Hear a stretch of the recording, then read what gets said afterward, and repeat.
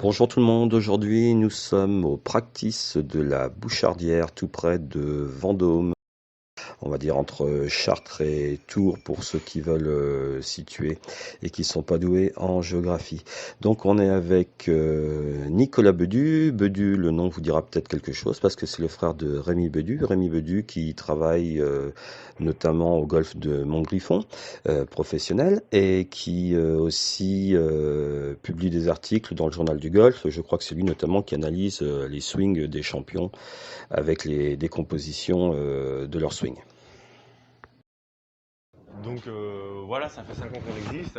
On a commencé avec pas grand-chose, tout en associatif. On est toujours en associatif. Le but c'est de démocratiser le golf parce que c'est très compliqué de se mettre au golf en plus. Donc ça passe par le practice de golf. Donc on s'est dit on va faire une structure pour mettre les gens au golf et développer pour que les gens puissent apprendre et puissent aller sur les parcours. Donc notre but c'est démocratiser le golf, montrer, expliquer aux gens qu'ils puissent taper des fairset à plus de 100 mètres avant d'aller sur les parcours, et puis avoir des partenariats avec les golfs autour, organiser des sorties golf avec les gens quand ils savent mieux jouer. Alors moi, ça fait 35 ans que je joue au golf, j'ai commencé le golf à 13 ans, et régulièrement j'y allais le mercredi, le samedi, le dimanche, on passait nos journées au golf. Donc, Tu jouais où? alors j'ai commencé à Sully-sur-Loire. Ouais. À Sully-sur-Loire, j'habite à 3 km du golf, donc c'était assez pratique d'aller régulièrement sur le golf. Donc, et puis ma mère nous déposait le matin parce qu'elle allait travailler, elle nous récupérait le soir, donc on passait nos journées entières sur le golf. Et donc c'est là que on a vu que c'était voilà. Après, je ne veux pas faire la promotion du golf, mais c'est un sport où on peut jouer à plusieurs, avec de tout âge, avec des gens de 7 à 80 ans. Il y a une vraie convivialité. Et puis, il y a la compétition derrière, il y a plein de choses. C'est un jeu où on est en plein air, c'est un jeu où on doit se concentrer, on joue contre soi. Enfin, voilà, c'est tout ça qui fait qu'on se passionne pour le golf. Quand je suis arrivé sur Vendôme, en fait, il y avait donc la Bosse, l'Ardré et puis les golfs aux alentours. Mais pour taper un saut de balle, il fallait faire à peu près 20 km. Et l'idée, c'était de dire, on va faire un petit practice. Et puis, ça permettra de s'entraîner. Et en même temps, ça permettra après euh, d'aller sur les parcours. D'aller sur les parcours. Nous, ce qu'on fait, c'est qu'on fait les. On n'a pas le droit d'enseigner parce qu'on n'est pas enseignant. Donc, ce qu'on fait, c'est qu'on vend les jetons et on prête les clubs. Et après, on leur explique juste des initiations, la prise de grip, la posture. Et puis, dès que ça commence à décoller la balle, et quand ils veulent les cours de golf, on les oriente vers la bosse, où là, ils peuvent continuer à progresser, quoi. Nous, on fait juste le démarrage. Et après, dès qu'ils vont sur les parcours, ils vont sur la bosse. D'accord. Et l'aventure a commencé comment? Parce que bon, vous êtes un golf purement associatif. Enfin, c'est des bénévoles qui gèrent, Alors, en qui gèrent fait, l'ensemble. Tu peux en- nous en dire un petit peu plus? Comment en- tu t'es débrouillé pour. Parce que tout est parti de toi à l'origine. oui, alors en fait, ce qui se passe, c'est qu'au départ, je cherchais un bout de terrain pour taper des balles, pour éviter de faire 25 minutes de voiture.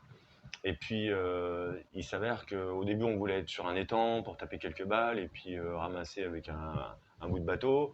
Et puis, c'était compliqué. Et à Naveil, il y avait un ancien terrain qui était site archéologique où il ne pouvait rien faire. Et on a commencé comme ça et on s'est dit, si maintenant qu'on tape des balles, ce qui serait bien, c'est avoir un petit peu un point d'accueil. Donc il a fallu, après, dans un deuxième temps, on avait un container pour stocker tous les matériels de golf, tout ça. Et puis petit à petit, avec les bénévoles, on a monté un chalet. Quelqu'un qui voulait un chalet témoin, donc on en a profité pour faire un chalet témoin, faire une dalle, avoir les machines à balles, acheter un peu de matériel. Alors, on a fait un abri aussi parce que quand il pleuvait, les gens, on voulait qu'ils, même s'il pleut, on voulait qu'ils jouent, donc on a fait un abri en ferraille pour pouvoir, avec deux tapis, pour pouvoir mettre les gens dessus. Et puis au fur et à mesure, on a grandi, on était 35, 40. Aujourd'hui, on est 113. Aujourd'hui, on a 30 licenciés, on est content et on fait des sorties golf. Et on essaye de faire des manifestations aussi pour la ville. Tout ce qui est, dès qu'on peut faire des initiations de temps en temps, on les fait. Et on a plaisir à que les gens se mettent au golf et trouvent ça sympa. Et on a plaisir qu'ils se mettent. On fabrique des golfeurs en fait. Et on a plaisir à les voir après aller sur les terrains, quoi. Et pour jouer au golf, donc à la Bouchardière, ça coûte combien pour quelqu'un qui voudrait jouer ici? Alors maintenant, on a fait un petit. Donc, comme on a eu le premier terrain qui faisait 2 hectares, le département nous a donné un autre terrain qui fait 2 hectares, donc on a 4 hectares. Donc, du coup, on s'est développé, on a fait un green synthétique. un grand green synthétique avec 6 accès tout autour, 6 accès avec différentes longueurs pour que les gens puissent. Il manquait la compartiment du jeu, il manquait le bunker, il manquait le putting et il manquait aussi les attaques de green et puis le petit concours sur 6 trous. Donc on a fait un gros green synthétique avec 6 accès et le but c'est qu'on puisse faire un petit peu de se challenger sur le 6 trous en fait. Et on a sur le green on a 4 gobelets. On a 4 gobelets. Green synthétique, pourquoi? Parce qu'il n'y a pas d'entretien, parce qu'il n'y a pas d'eau à mettre. Après, au niveau de la tonte, c'est pareil. Quand il y a de la pluie, ça pousse vite. Donc, au début, on prenait des prestataires. Et puis là, vous verrez, on a acheté une machine pour tondre. Et on est autonome aussi sur la tonte. Donc, avec les bénévoles, on est autonome sur le ramassage de balles, on est autonome sur la tonte. Et puis, le petit clubhouse, on a réussi à ramener l'eau, l'électricité. Et puis, on a une petite pompe à bière avec, on a fait style un peu anglais pour avoir de la convivialité. On a même mis un petit jeu de fléchettes qui est juste là. De temps en temps, on repasse aussi des vidéos de golf. On laisse à disposition des magazines de golf ou des magazines techniques pour que les gens puissent avoir soit des prêts de club, soit des prêts de magazines de golf. Voilà. Tout faire en sorte pour que les gens aient l'accès assez facilement au golf. Et on fait aussi des partenariats avec les écoles. Plusieurs fois, on est amené des clubs avec des balles de tennis pour que les enfants jouent dans les gymnases. Donc voilà, on est aussi à l'USV Golf à Vendôme. Donc les gens qui font les sports à Vendôme ou les écoles viennent nous voir de temps en temps. Et on fait aussi la fête du sport le 4 septembre. On va taper dans une structure gonflable pour que les gens puissent avoir une prise de grippe, puissent taper dans la balle et voir ce que c'est. Tu peux nous donner à peu près Les tarifs? pour... Ouais, alors les tarifs c'est assez simple en fait. C'est 70 € l'accès au 6 trous, 70 € l'accès au 6 trous, plus l'accès au practice. Et les gens payent le saut 2,50 € le saut. Et ils payent les 10 jetons 2,20 € le saut. Et si les gens ne sont pas membres, ils payent le green fee, le petit green fee 6 €, ou sinon ils payent le saut 3 €. Alors que s'ils sont adhérents, ils payent le saut 2,50 €. Donc ça donne des avantages pour les adhésions. Et puis ça permet, nous, de racheter les balles, payer la tondeuse, mettre l'essence dans la tondeuse. Ça nous permet de racheter les drapeaux, mettre des cibles. On a remis quelques cibles aussi. Voilà. Donc tout ça fait que aujourd'hui on pensait avoir 80 membres, on en a 114. Il y a eu aussi le confinement qui a fait que ça a développé le golf parce que on pouvait pratiquer le golf pendant le confinement, donc ça a permis de développer la chose. Et puis encore une fois, nous ce qu'on veut, c'est continuer à développer et puis avoir cette convivialité et les sorties golf. Dès qu'on fait une sortie golf, on a à peu près 20 personnes. Et on est content de faire découvrir des parcours. Donc on va assez loin. Des fois on va sur Le Mans, des fois on était à Loudun, on a été à Orléans, on a été à Limer, on a été un peu partout. Voilà, et les gens sont contents. Et puis on est toujours de bons conseils. On est là toujours pour essayer de conseiller un petit peu les gens et puis leur dire si vous voulez prendre des cours, vous allez à la Bosse. Si vous voulez un parcours comme ci comme ça, vous allez à tel endroit. Voilà, et on n'est pas là on n'est pas professionnel, on est une association, on fait ça pour le développement du golf. Donc voilà, on a une carte à jouer et encore une fois, on est assez fiers et contents de ce qu'on a fait. Et puis quand on voit aussi les bénévoles qui bricolent avec nous sur une journée et derrière on fait un barbecue, voilà, il y a une ambiance. On arrive aussi à avoir on a récupéré des vieux fauteuils, on a fait notre bar nous-mêmes, on a fait le clubhouse nous-mêmes avec les bénévoles. Donc on arrive toujours on est à peu près 6 bénévoles, un trésorier, une personne qui s'occupe plutôt de la tonte, deux autres personnes qui s'occupent plutôt de ramasser les balles. On passe régulièrement. Après, il y a une histoire de confiance aussi. Ça veut dire que des fois, il y a des balles sur le terrain, mais les gens, par correction, ne ramassent pas les balles. Et c'est nous qui ramassons les balles. Donc, il arrive dans la semaine qu'il y a des balles qui traînent, mais on part du principe que c'est pareil. Celui qui veut faire le citrou, il met 6 € dans une boîte aux lettres et puis il va faire son parcours. Bon, il y a un climat de confiance qui fait que on laisse l'accès et on a un partenariat aussi avec pour aller chercher des jetons parce que les bénévoles sont pas tout le temps là. Des fois, ils sont et comme c'est des bénévoles, bah, des fois il n'y a pas de planning, alors les gens vont. C'est important. Il y a une affiche sur la machine à balles, hein, notamment, j'ai vu ça pour aller chercher. C'est un caviste, je crois, qui. Voilà, il y a un caviste qui vend nos jetons et qui fait le rôle d'accueil et il nous vend les jetons. Et comme ça, les gens peuvent aller chercher des jetons du mardi au samedi quand ils veulent et ils peuvent taper du matin au soir quand ils veulent aussi. Allez, un petit saut de balle sur ce practice bien sympathique. On est dans la Beauce, hein. On voit les champs, je vais pas dire à perte de vue. On se rapproche de la Beauce, là, donc près de Vendôme. Donc évidemment, il y a du vent, ça vient de la gauche. Donc est-ce que vous aurez un jour une vidéo vraiment sans vent? Je ne crois pas. Mais allez, quelques balles avant d'aller jouer le petit parcours.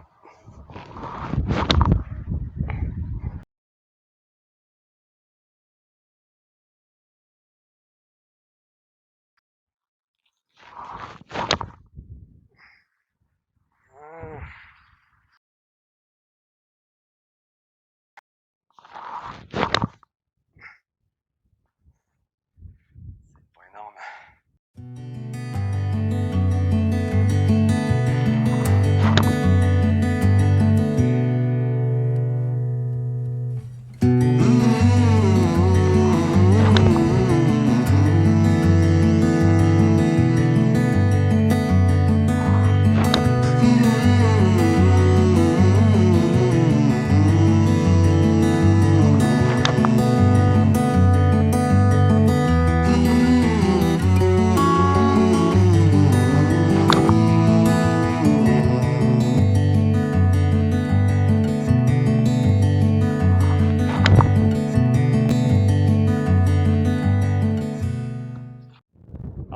Practice se situe près d'un axe de circulation assez important, une sorte de rocade un petit peu pour Vendôme et de la zone industrielle. Alors vous allez me dire, c'est pas très bucolique tout ça, ouais, mais d'un autre côté c'est visible par tous, donc les gens savent qu'il y a quelque chose qui existe. De plus c'est facilement accessible, donc tous les avantages, hein, je répète, ici avant tout on mise sur la simplicité, la convivialité, et c'est pas un vain mot.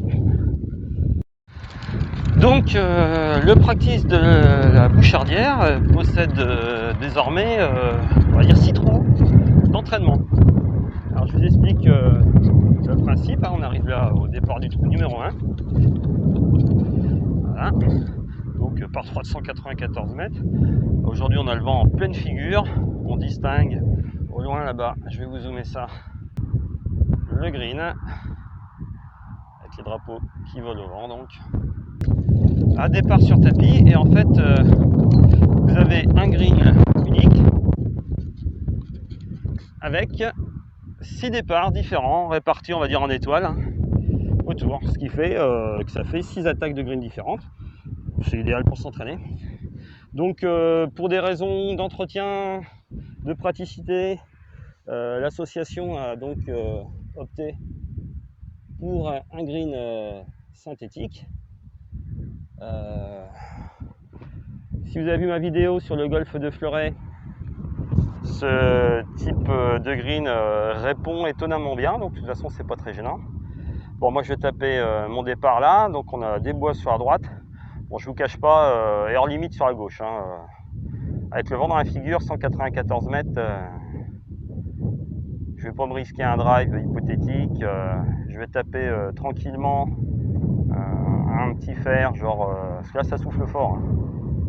Je vais taper peut-être un fer 7 ou un fer 8 avec le vent dans la figure. Si je fais 120 mètres, ça sera pas mal. Il me restera 70 mètres pour le green et on verra bien. A noter que le départ un peu surélevé, bon, de 30 cm, mais il est surtout bien horizontal. Ça, c'est agréable. Tapis dans un très bon état. Voilà. Allez, je vais me risquer un fer 7.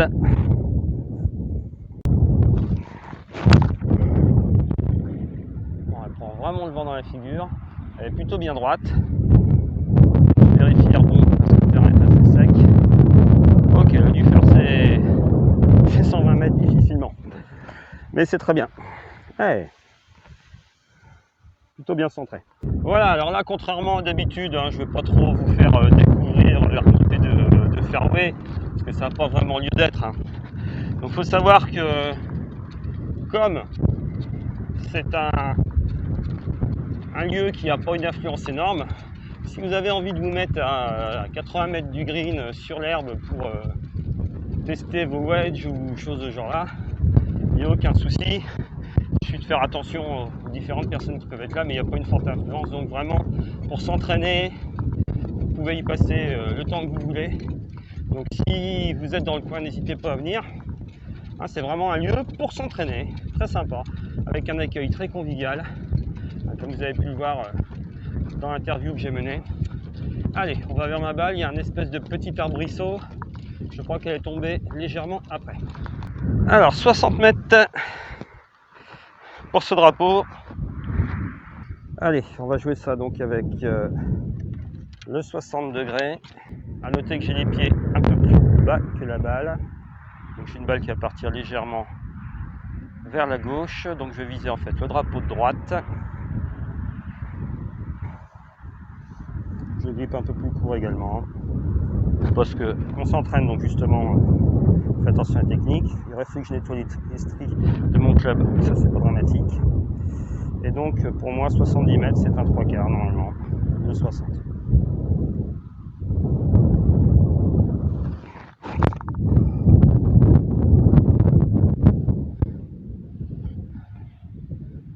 Alors j'ai une balle qui est courte. Voilà sur le green qui va nous accueillir sur les prochains trous, hein, avec 5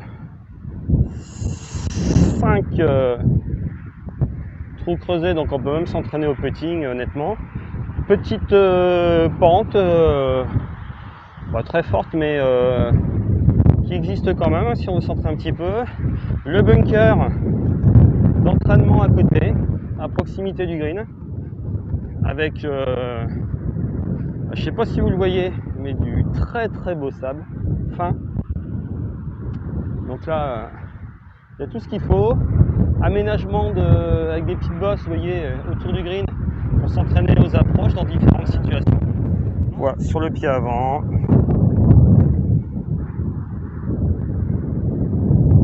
Allez, on va faire tomber 50 cm avant, un peu de vitesse. C'était très très fort. Ah là là. Bon, j'ai de la chance, je tape le main, je me donne le putt, je sors pas le putter. Voilà.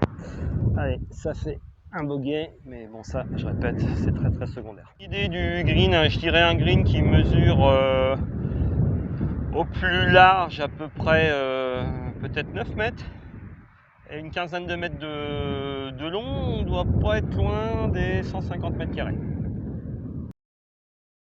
Ok, on arrive au trou numéro 2. Ah, il y a même le petit banc pour patienter si besoin est. Donc trou numéro 2. On est sur des par 3, 127 mètres.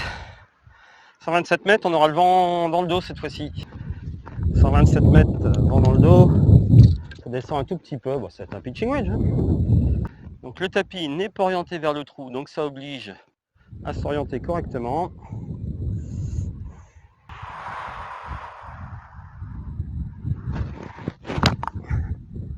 Oh, celle-là, elle est plein mât. Elle a pris le green. Elle a rebondi. Elle n'a pas tenu. Elle est légèrement dehors. C'est dommage, elle est tombée à quelques mètres du mât. L'entraînement ne veut pas dire parcours facile pour autant. On voit ma balle derrière le green entre les deux drapeaux situés les plus à droite là-bas. Donc une balle qui a pris le green mais qui n'a pas tenu. Voilà, donc j'aurai un petit chip, c'est pareil. On va voir ça. Je vais même taper un petit chip pour le plaisir depuis les bosses de gauche. Petit chip en légère montée depuis les bosses qui sont en surplomb. On va essayer de prendre le drapeau de gauche toujours. Et comme je suis en hauteur, pour qu'elle s'arrête plus vite, bah, je vais prendre le 60. Donc il y a à peu près une quinzaine de mètres au mât. Je vais essayer de faire une balle un petit peu lobée, mais comme ça monte, je vais pas avoir besoin de trafiquer quoi que ce soit. Le 60 est ouvert. Je vais essayer d'avoir les épaules à peu près parallèles à la pente. Et simplement mettre la bonne puissance.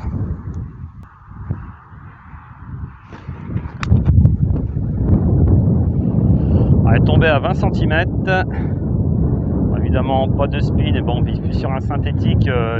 Les coups qui sont assez proches du green, n'ayant que peu de speed, ça tient moins bien. Il y a du vent, ça assèche. Et puis, vous l'avez peut-être entendu au bruit, je joue un caillou.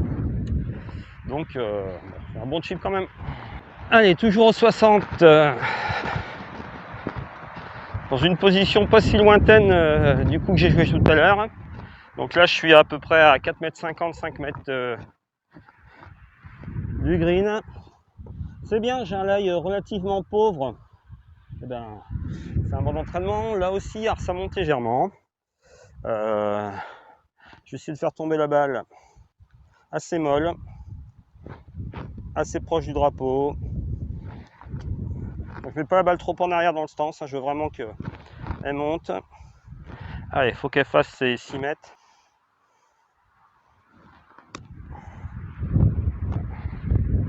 Voilà. C'est un bon chip. Là,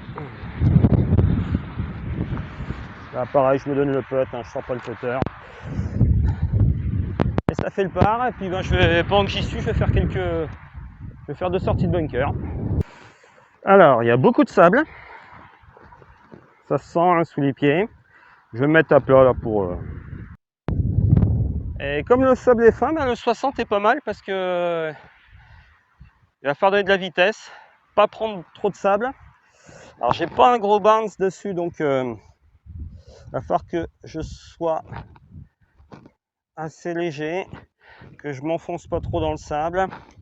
Autrement dit, il va falloir que je prenne la balle relativement clean. Je vais essayer de donner pas mal de vitesse. Donc ça fait une douzaine de mètres. Celle-ci a dépassé la caméra, elle est sortie du green de 4 mètres. Donc j'essaie de faire la même en prenant allez, 1 cm de sable en plus. Ah, c'est pas 1 cm, c'est 10.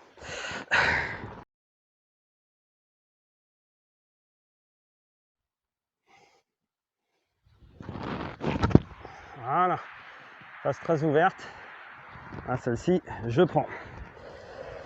Ok, donc je suis pas un très bon joueur de bunker, mais je craignais de beaucoup m'enfoncer dans ce sable. Et en fait, si on ouvre bien sa face hein, pour augmenter le bounce, on a un club là qui rebondit bien sur le sable. Et donc, première technique, comme ceci. Deuxième technique, sinon, je joue la balle relativement clean, on prend assez peu de sable, on rentre 2-3 cm avant la balle maximum. Ce matin, je suis un peu pris par le temps. Donc ce que je vais faire pour gagner un tout petit peu de temps, c'est qu'à partir du trou numéro 3, je vais jouer une balle différente sur chaque trou sans retourner au green. 76 mètres en montée, ça va être... On va jouer 80 avec un vent qui vient de la gauche, assez important. Donc je joue toujours le drapeau central, c'est-à-dire celui qui se situe le plus à droite. Par contre, je vais viser le drapeau de gauche quasiment. Et je vais quasiment jouer. Alors j'ai un peu le vent malgré tout favorable aussi. Donc ça devra annuler la pente. Donc je vais jouer pour 75 mètres. Donc je pourrais aussi jouer un bon 60, un 3/4 de coup à peu près. Bon là je vais jouer un demi-coup de 56. Peut-être avoir davantage de contrôle, on va voir.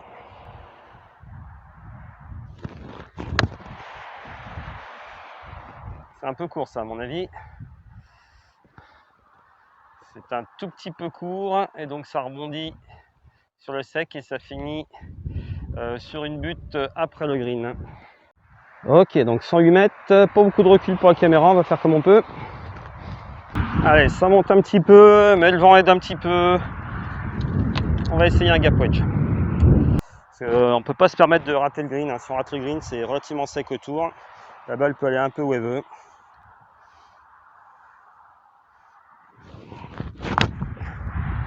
C'est mal touché, ça part à gauche.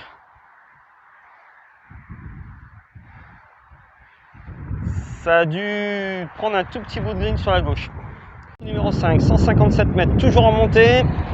Qui va toujours aider un tout petit peu. Mais on a bien un demi-club facilement de montée. 157 mètres. Je tape pas très bien. Allez, ça va être un fer 6. On va essayer de taper un petit peu contre le vent, un léger draw. C'est assez ma trajectoire un peu plus naturelle. On va essayer déjà d'avoir un bon contact, ce qui n'est pas le cas depuis le début, à part sur mon tout premier coup. Allez, fer 6. La gauche du green. Elle est partie complètement à gauche vers le bunker. Elle fly le bunker. C'est moche. Elle est à 15 mètres du green sur la gauche. Trou 177 mètres. Avec un angle légèrement différent, donc avec un vent qui vient de la gauche et donc là qui n'aidera plus. Il va falloir aller un peu contre. Toujours en montée. Et là, on peut jouer facilement pour 185. Bah, je vais taper mon petit hybride orange. En essayant, alors si je prends green, là c'est Byzance. Toujours pareil, donc des tapis qui ne sont pas forcément orientés exactement sur le green. Ça oblige à ne pas suivre les bords du tapis pour l'alignement, c'est pas plus mal.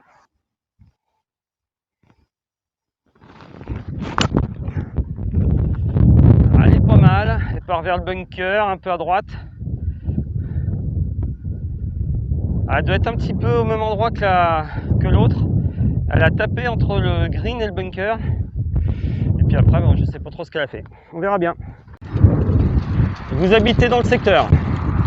Vous payez 70 € pour l'année pour adhérer à cette association sympathique. Vous payez vos sauts de balles qui sont bien garnis avec des balles qui sont dans un état tout à fait correct. Sinon, vous prenez votre tube de balles avec vos 15 balles dedans et puis vous prenez les différents départs et vous bombardez le green. Il n'y a pas de pitch à relever vu que c'est du synthétique et vous faites plaisir, vous travaillez vos coups de différentes façons pour s'entraîner, c'est génial, il n'y a rien à redire là-dessus. Ok, allez, on arrive aux abords du green, effectivement il y a une seule balle sur le green, c'est pas fameux. Sur le green, on va l'identifier. C'est la balle que j'ai jouée du deuxième départ. Donc c'est-à-dire ça devait être le coup à 137 mètres. On est parti sur la première balle qui correspond donc au trou numéro 3. Ce 6 trous là on va dire n'existe pas depuis très longtemps, ça a été ensemencé l'an passé, bah, ça a poussé, c'est déjà pas mal. Alors, il n'y a pas d'arrosage, voilà, mais encore une fois pour s'entraîner c'est bien, et autour des greens là c'est propre, on peut faire ces petites approches, honnêtement ça fait des situations de jeu variées. Allez, donc un chip avec les pieds un peu plus bas que la balle et le green plus bas que la balle aussi, donc une balle qui va pas forcément s'arrêter. Alors c'est pour la mettre dans le green, c'est sur la fringe. Eh ben ma foi, ça fait le pas sur le trou numéro 3. Trou numéro 4. Peu de temps montée d'environ 7 mètres.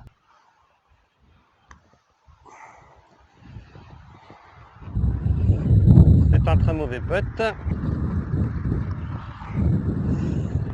J'ai dû la pousser trop à droite, elle n'a pas bougé. Bon bah la seule balle qui était sur le green, deuxième pied. Donc le trou numéro 5. Donc avec une balle, hein, je vous l'avais dit, qui était partie au fer 6 à gauche, qui a dû tomber à hauteur du green et puis bah, qui a roulé, hein, vu que le terrain est assez sec. Donc là j'ai un chip vent dans le dos. Bon, j'ai pris mon 60, hein, j'ai que ça. Alors si vraiment on était prudent, bon, là on jouera un petit coup roulé. Profiterait que c'est sec pour que ça roule et que ça s'arrête tranquillement sur le green. Mais là on va se faire plaisir, on va essayer de la poser pas loin du mât, on a bien 30 mètres quasiment. Hein.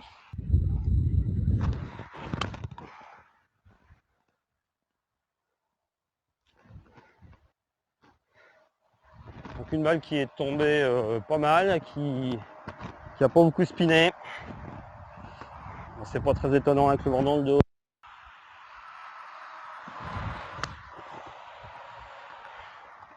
Voilà, celle-là, elle est pas mal, elle est de... Ah!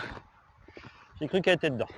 Bon, bah, 2 chips, 2 approches qui, ma foi, étaient pas mal, même si les parts sont pas données. Donc en montée, à peu près 3,50 m, 4 mètres.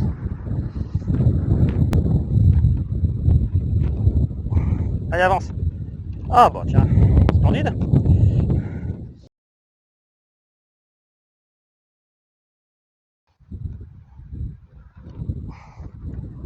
Ah bah, je suis le roi du putting aujourd'hui. Voilà. Et ben, un part de sauver aussi. Bon, au final de bogey, c'est pas mal. C'est pas mal, vu les conditions. Découverte du practice de la Bouchardière. J'avoue en toute honnêteté que c'est pas un lieu où je retournerai parce que il n'y a pas lieu pour moi, hein. C'est à 45 minutes de chez moi, donc si je veux taper des balles, effectivement il y a plus proche. Mais si vous êtes dans le secteur, c'est vraiment l'idéal pour s'entraîner. Un practice en très bon état, avec beaucoup de cibles, des tapis de bonne qualité. Et puis après, vu qu'il y a une affluence assez limitée, malheureusement, vous jouez le petit parcours. Encore une fois, même si vous voulez le prendre en green fee, vous le tapez autant de fois que vous voulez, je crois que c'est 6 euros si vous n'êtes pas membre. Mais bon, si par contre vous habitez le secteur, 70 euros l'année, c'est accessible toute l'année. Vous faites plaisir, le green ne bouge pas parce que c'est du synthétique. Honnêtement, je vous en ai déjà parlé sur le golf de Fleuret. Pour s'entraîner, c'est pas mal du tout, hein, ça rend pas mal. Vous pouvez travailler toutes les situations de jeu avec des parts variées, il y a du vent, enfin bref, il y a tout ce qu'il faut pour s'entraîner. Vraiment un lieu à découvrir avec un accueil sympathique. Hein, et puis comme nous l'a dit le président, de toute façon, s'il n'y a personne, on compte sur votre honnêteté. Il y a une boîte aux lettres, on laisse ces 6 euros et puis voilà. Et sinon, on peut acheter de toute façon des jetons de practice chez le caviste du coin s'il n'y a personne pour vous accueillir. Sachant, je répète, que c'est uniquement des bénévoles qui gèrent cette structure. Donc je vous dis à une prochaine fois pour découvrir un nouveau lieu.